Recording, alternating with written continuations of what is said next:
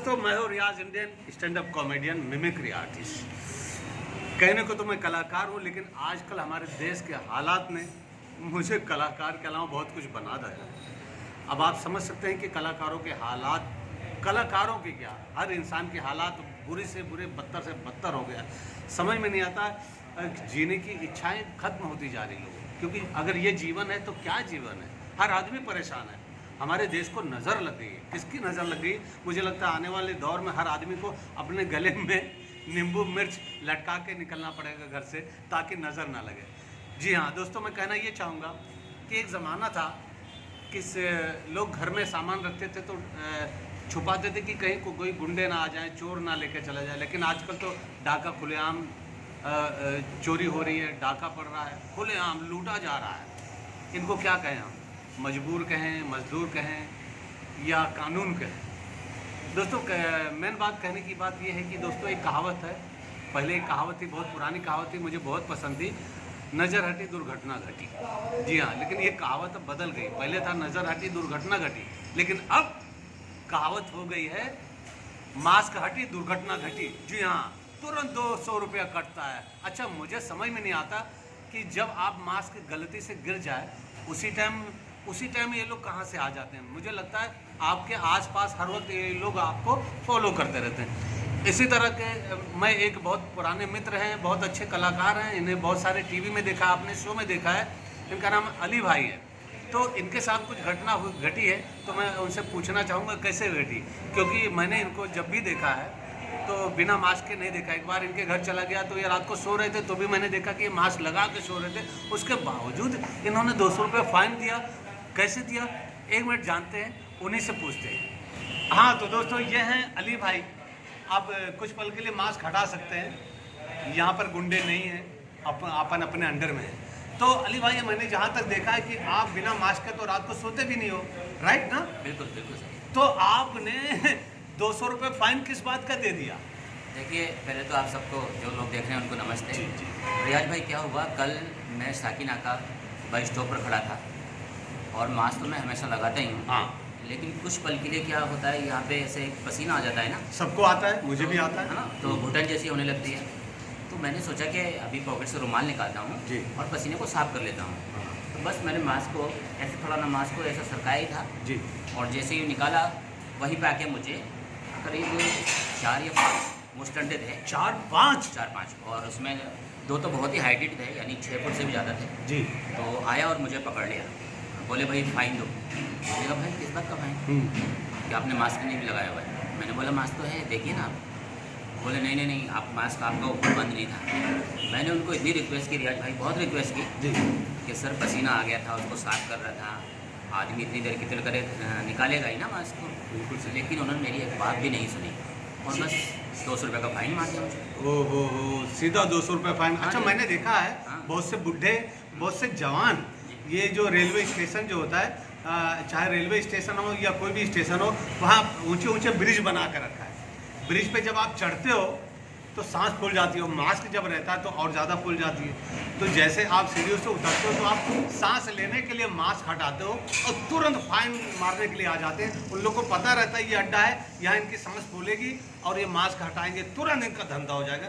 तो ऐसों के लिए क्या कहना चाहेंगे? हमारी सरकार से कुछ कहना चाहेंगे? हाँ। क्या हो रहा है हमारे देश में? हम जी। अच्छा, हम एक बात समझ में नहीं आ रहा है, हमारे देश में आज की सरकार जो है, समझ में नहीं आता, वो सरकार कम और बॉलीवुड इंडस्ट्री ज़्यादा लगती है। क्योंकि जो भी ज्वाइन कर रहा है हमारे देश को चलाने वाले, ऐसे लोग ज्वाइन कर रहे हैं जो जाते ही डायलॉग गुंडागर्दी वाले मांगते हैं। कुछ लोग कहते हैं मैं बिच खोपड़ा हूँ, बिच कोबरा। हमारे मिथुन चक्रवर्ती साहब ने अभी कहा मैं बिच खोपड़ा हूँ। मतलब यार, देश चलाने वाले को प्यार मोहब्बत से बात करना चाहिए, देश के गरीबों की बात करना चाहिए, रिक्शे वाले की बात करना चाहिए, जो परेशान है उनकी समस्या सुलझाना चाहिए। लेकिन आजकल कलाकार ही देश चलाने लगे। मनोज तिवारी जी हो गए, रवि किशन जी हो गए, सनी देओल साहब हो गए, बॉलीवुड के सारे लोग देश चलाने के लिए चले गए हैं। ये सब अगर देश चलाएंगे तो देश का एंटरटेनमेंट कौन करेगा? बिल्कुल, ये बहुत ही चिंता की बात है।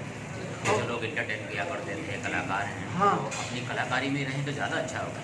मुझे लगता है वहाँ भी कलाकारों की ज़रूरत है आजकल। हाँ, आजकल वहाँ कलाकारों की ज़रूरत है। कलाकार जो होते हैं एक्टिंग, झूठ बोलने की एक्टिंग बहुत अच्छी करते हैं, इसीलिए ज़्यादा वो ज्वाइन हो रहे हैं सारे लोग। यहाँ बताओ, दिनेश लाल यादव ने भी ज्वाइन किया था, लेकिन देश का नॉलेज नहीं है, कुछ ना कॉलेज गए हो, देश का नॉलेज नहीं है, कहाँ क्या परेशानी समस्या आप दूर नहीं कर सकते हो, माल मिलते ही आप ज्वाइन हो जाते हो।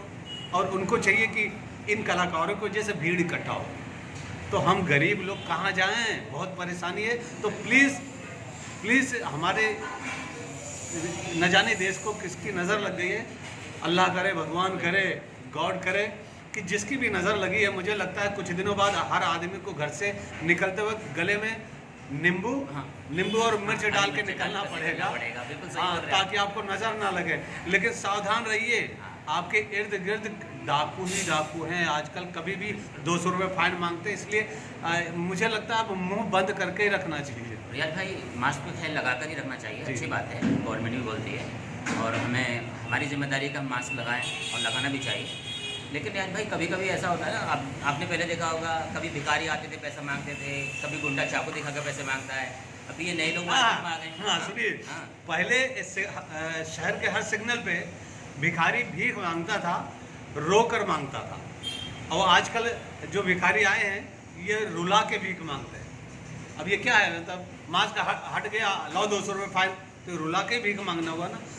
तो इसका ले दे के मामला एक ही है कि हमारे देश की हालत दिन ब दिन बदतर होती जा रही है, गरीबी बढ़ती जा रही है। तो अब हमारे सरकार को ये चाहिए कि जल्दी से जल्दी गरीबों के रोज़गार ढूंढो यार, रोज़गार निकालो, गरीबों को काम दो। और ये लॉकडाउन से कुछ नहीं होने वाला है। पहली बात, कोरोना है ही नहीं। कोरोना होता तो ये मास्क से कोरोना नहीं बच सकता इंसान। ये सिर्फ एक ये जो मास्क बेचते हैं ना, इनका धंधा चलता है, बाकी कुछ इसमें रखा नहीं। चलिए, आज के लिए इतना काफ़ी। बहुत बहुत शुक्रिया अली भाई, आपने इतना कीमती समय निकाला, हमारे चाहने वालों को आपने बताया कि किस तरह से हम शरीफ लोग मास्क की वजह से 200-200 रुपये फाइन भरते हैं। और रियाज भाई, ऐसे भी लोग हैं बेचारे जो मास्क नहीं खरीद पाते हैं, बताइए उनका क्या होगा। अरे कुछ नहीं, रास्ते पे भिखारी लोग लाइन से सो रहे होते हैं। अब पूरा कोरोना सीजन चला गया, साल भर किसी को कोरोना नहीं हुआ, और हम लोग इतना सावधानी बरतते हैं। अमिताभ बच्चन इतना सावधानी बरतते हैं, उन्हें कोरोना हो गया, बताओ यार।